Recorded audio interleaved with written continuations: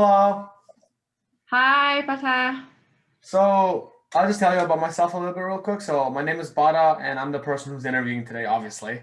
And the Mhm. purpose of this interview is to basically let you share about your life and your experiences and just about who you are, so that people who are watching at home can basically pick up something new and learn something else. Yeah. So going off that, can you introduce yourself briefly? Right. So I am from China originally, and I moved to New Zealand in 2012 as a student. Hmm. So mom was my classmate when we were learning English together. And then after half years English course, and then I enrolled in the Master of Human Resource Management in Massey University. Yep. So it took me 2 years and then graduated. And then I started my first job as an insurance consultant in state insurance. Yep. And then I worked there 1 year, and then I moved to Westpac, become a banking consultant. Okay. I think since 2000, I think late 2016, early 2017. So now I'm a personal manager in Westpac, Takapuna branch. Yep. And yeah, and in 2018, I had my first baby. So she's now turning 2 years old. It's baby girl. Yeah, so that's my journey in New Zealand. Wow, you've done a lot in the last few years. Yeah. You just said that you had a daughter. Tell us a little bit about your family and all that stuff. Right. So I met my husband Sam in the English class. So he also is your mom's classmate as well. Yeah. And he's originally from Iran. So he's Persian or Iranian. And he studies civil engineer in Massey University in bachelor degree as well. So since then, we always friend. And then later on, we become, we set up a relationship, had a relationship together, and to now. No, it's So an AMA. yeah, so it's quite a mixed multicultural family. It's Yeah, I was gonna say that. So, I heard a little bit about your past, and I heard that your family has a business back in China. My dad's always been self-employed, and he's specialist in real estate development. So he's kind of real estate developer. So not as like a multi-millionaire industry or So but I, he does just find the opportunity and then get friends who has money to invest, mm, and yeah, and then get the project done together. so it's like an entrepreneur type of thing. Kind of, yes. Okay, that's very interesting. Yeah. You were talking about earlier that you were working at Westpac as a personal manager. That's what you did, Yes, correct. right? Mm. So what do you actually do as a personal manager? Well, first from basic is just manage daily banking with high portfolio customer. Mm. So what I mean high portfolio customers, usually customer has certain amount of investment or certain amount of loan or mortgage, I could say, with Westpac. Mm. And then I manage from day-to-day banking to their investments and also their lending. Yeah. So yeah, so I could say just help them to achieve their financial goals. Yeah. Yeah. Mm. So when you say high portfolio, you're dealing with like really big people here, like the really big dogs, you know what I mean? It's still well, in Westpac we have I think in all the banking it have different kind of managers. So I'm personal manager, so I'm mostly and I'm based in retail. So most of my high portfolio customer, I would say, they have a mortgage or they have a certain amount of home loan. Yeah. But we also, when you go higher, that is private banking. We have a private banker, and they manage customer will be like higher profile, like usually will be like CEO in the company. Like the real Yes. big dogs, yeah. Correct. Yeah. So now you're currently working like a job, but because your family has like a more entrepreneur background-ish, do you have any plans of creating like a business for yourself or being like your dad, like an entrepreneur type of thing? If like, Yes, let's say explanation. yes. Yeah, good question. I always wanted to have my business, and same does my husband. Yeah. Now it's early stage, but we got a few investment property, and he's been planning to develop the land. Hmm. Yeah, so it's very early stage, but our goal is to work real estate investment as well. I see. Not as big as what my that or most of other so-called real estate investor doing, Hmm. but we just do step by step, maybe just buy a piece of land with potential, and then we kind of to see advice, see whether we can develop that size of land, how many units we can build on it, and so forth and so on. Yeah. So at the beginning, at the early stage, we're both learning how to get the loan from the bank or other financial providers, and my husband's learning how to get all the resource consent and how to develop the land and how to do the marketing and sell later on all this. Yeah. Yeah, I see. Yeah, I definitely realized like from just watching people around me, like my family and other like the business that I work for and all this stuff, that business takes a lot of work. Yes, it does. It's a lot Yes. of work. And Yeah. it's definitely like a good start that you actually started and you're already doing things. Because a lot of people do Yeah. get scared to like get into that kind of stuff, but it's really commendable Mm. that you already started Yeah. taking that big Yeah. risk. Yeah. You completed your master's degree in Mass University. Yeah. Do you have like a memorable moment or something like something big that you learned that you want to share to the audience? I think the most memorable moment, I think every single day while I was studying master in Messi was unforgettable, I say, because I've never been overseas. Uh, Past, I would say in the past 21, 2 years. yeah. And then I met so many people from different culture and different country, including your mom. So during like a group study and group learning, you get to know how different students, how different people think, and how their culture shape their thoughts. Yeah. And yeah, that will always like something new to learn, and always conflicts as well to achieve the same targets. You know what I mean? Because people have different idea, and also being alone in New Zealand and find your have get how to say it.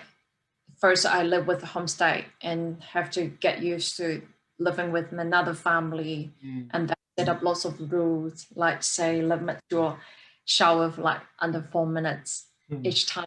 Yeah. All the tiny little things is memorable. Yeah. And also how the education system's different from China. They are quite encouraging you to have your own thinkings, and any Christian is good Christian, and any idea is a good idea. There's no right and wrong. Yeah. That is. Yeah. Yeah, I agree. So I think it will be like to sum up is what I've learned most memorable experience in uni is getting to learn people from different cultures and getting to learn how to be independent. I definitely agree with you. Like when I came here to Mongolia, to New Zealand from Mongolia, like I've only been around Mongolian people, so we always had the same culture. So I came here and there's just like kids from Korea, China, Europe, everyone. And it's just like a slap across the face, like, oh wow. Yeah. So many different lives and different perspectives. Yeah, that's definitely like the most interesting part about it. Correct. So, excuse me if you don't mind, can I ask how old you are? Currently 31. Yeah. Yeah. 36 years. Yep. Out of that 31 years of life, what is the biggest accomplishment in your life so far? I think I would say, and I think most of the women would say, if they have family or they have kids, they would say having their kid is the biggest achievement in their life. Because it takes lots of courage Yeah. to from planning to have a baby and deliver the baby, and then decided to spend all you have and invest all you have in that person. It takes huge courage. So Yeah. I would think that is my biggest achievement so far. And yeah, you can, I think in a person's life, you can achieve lots of things like financially. But this particular is unique, and everyone is different and has different journey to their life. So choose, I can't say that, I don't want to say that if you don't have kids that you're not being brave, but it's just, choosing this life is difficult because you need to always be responsible in another It's a new little level of responsibility. yes. Yeah, so biggest achievement so far, yes. I definitely see that, and I know you can't see her right now, but my mom was like nodding in agreement very heavily. Yes, your mom is the greatest mom as well. Yeah, I admire her so much. I keep following her Facebook and what she's been doing. Just set up a really great example of the modern female should be. Yeah, so proud of her. You said before, you said that you realized the difference between the education systems, but besides that, what did you feel like that was different between like where your home country of China to New Zealand? You mean culturally? Yeah, culturally, yeah, something like what you noticed.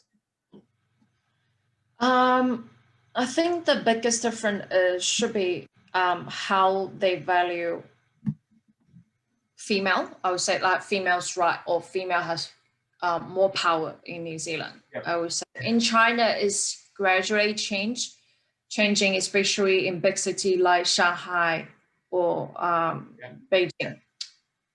Female does have more power and become more independent and have more right to say. Yep.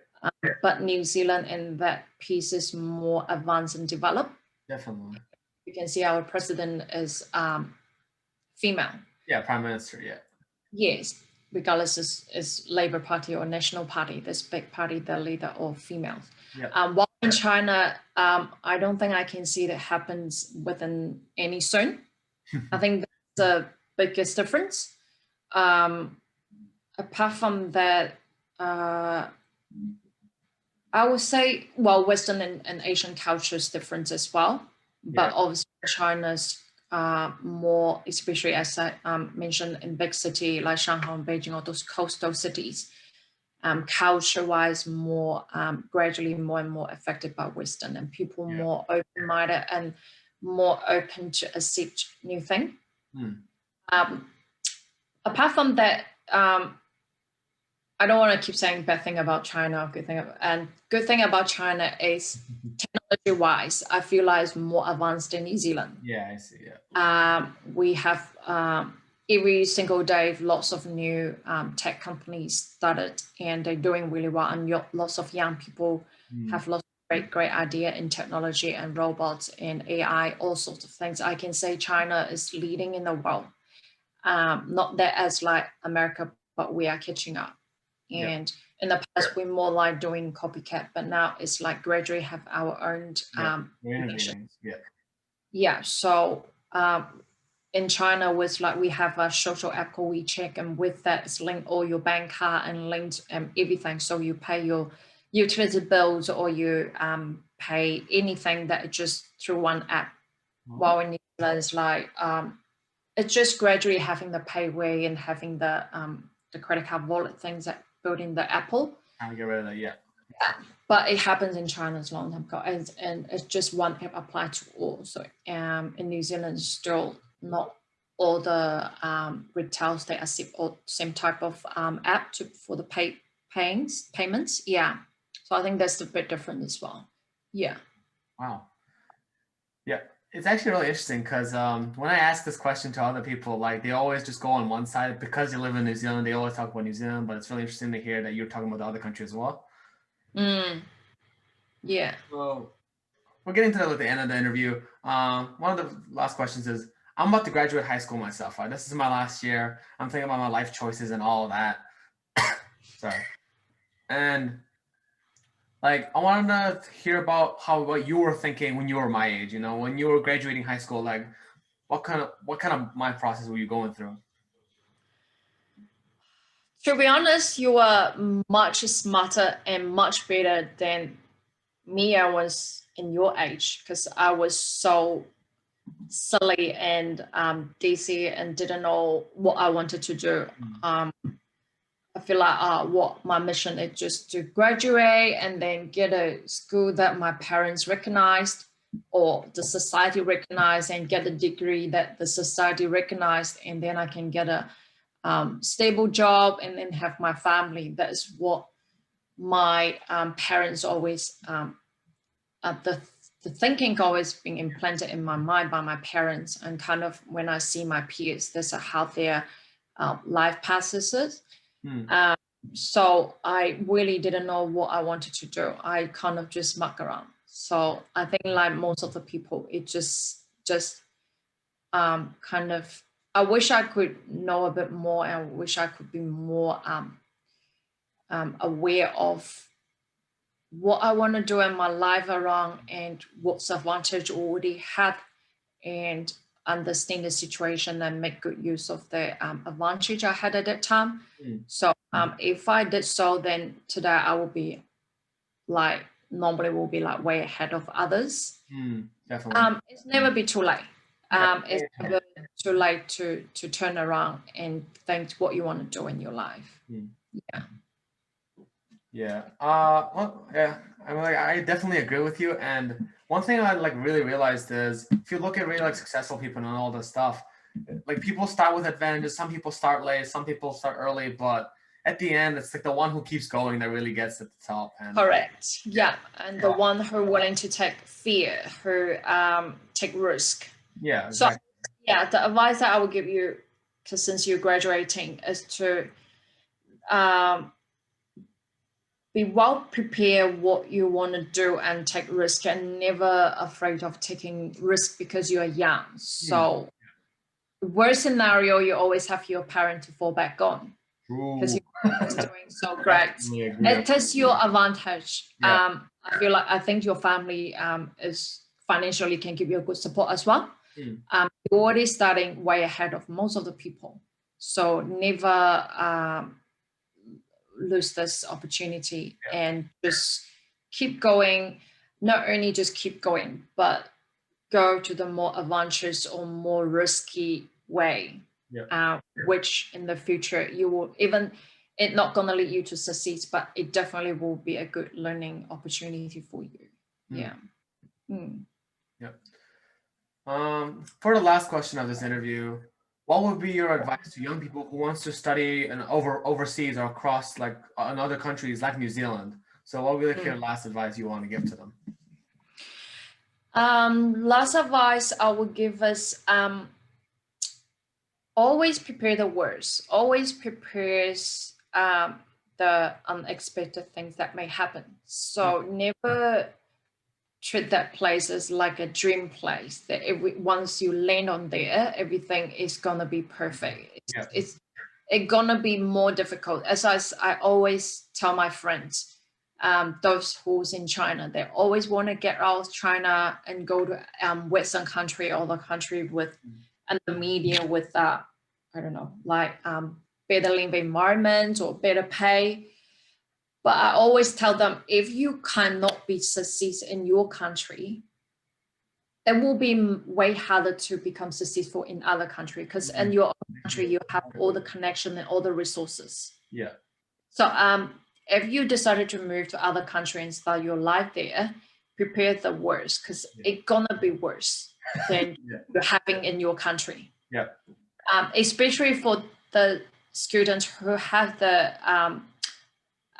what do you call it, who have the condition that the family financially that can come, that support them to come overseas or stay in their country, they're already like above others. Yeah. So once you decide to come out of the country, you have to prepare. You're going to lose everything that you have. You're not going to have connections. You're not going to have family around that always can protect you. You're not going to have your mom and dad always sort things out and always have someone to turn around and cry. Yeah. It's not going to happen. And if you get bullied, it just get bullied. There's no way that you can go through, you know what I mean? And prepare the worst. And then but once they start to do it, never turn around and never look back and just keep going, because and just hope for things will get better, but prepare for the worst. Yeah. Wow, that's actually a lot better. That's really good advice, actually. I like that when you said if you're getting bullied, well, you get bullied, and yeah, that is definitely true. Like, yeah, it is. I'm not saying that like being like violent or physically bullied, but you see the difference, and there's a downfall that it's not what you expected. People will not treat you as like when I was in China, because my dad has lots of connections, and my dad has lots of business partners. My dad have lots of people like really admire him, and when they see me, they care for me as one or expect and help me because of my dad. But then when you go out, you won't have anyone, and no one will look at your background and where you're from, and just look at you as yourself. So how you set up an image in front of others in others' culture and country is just to be confident. Lots of people say being like racist or things happen, but I feel like this is all depends on how you see this and how you feel this. Yeah. People feel like being racist, I think mostly is kind of like misunderstanding sometimes, because locals don't know your culture. Yeah. They sometimes will ask you lots of question, and because they don't know you. So but sometimes you may take it as a thing. Yeah. It's not. Just be confident and truly believe in yourself. And when you show the confidence and believe in yourself, then you earn the respect from others, regardless where you are. Definitely, 100%. Wonderful advice, Cinda, and thank you so much for attending this interview. It was actually a really lovely interview. And thank you for having me. Yep. To send it off, do you have anything you want us anything that's going on in your life that you want to tell to the audience? Anything you want to present, or anything you're doing right now, or no? I've recently been reading a book called from Robert Kiyosaki. I'm not sure you know this person. So I think it's quite what he's saying is really right. If you want to be, I don't know what most people's goal. I think my goal is I want to be financially independent in the future. I want to have my own business. I want to one day that if I don't want to work, I still have money coming. Exactly, that's the dream. What I learned when I take away from this book is be financial literate. Yeah. As early as you can. So what that means is, especially when I when I work in the bank, I really truly understand that not many people is financially literate. You can see lots of young people coming for credit card, for loan, and lots of debts, and then ongoing nonstop, like another card, another credit card pay off, and another personal loan. Be financial literate and know how to use money to make money. I can't give more advice on this because I'm still learning to work. But I feel like everyone should learn, so we don't fall into like a rat race. Like that's the whole premise of the book. Circles, like get pay and then the pay go out to pay the bills and nothing left, and then life it just keep going like that. So everyone wants to be free one day, and by having freedom is financially freedom. So that's why I'm learning. That's why I share with everyone that be financial literate. Everyone who is listening to probably go and get that book. It's a pretty good book. Yeah, Poor Dad and Rich Dad. Yes. Thank you so much, and thank you. Hopefully everything goes well for you, and good luck on your business and your real estate and stuff. Thank you. You too. Bye. Thank you. See you.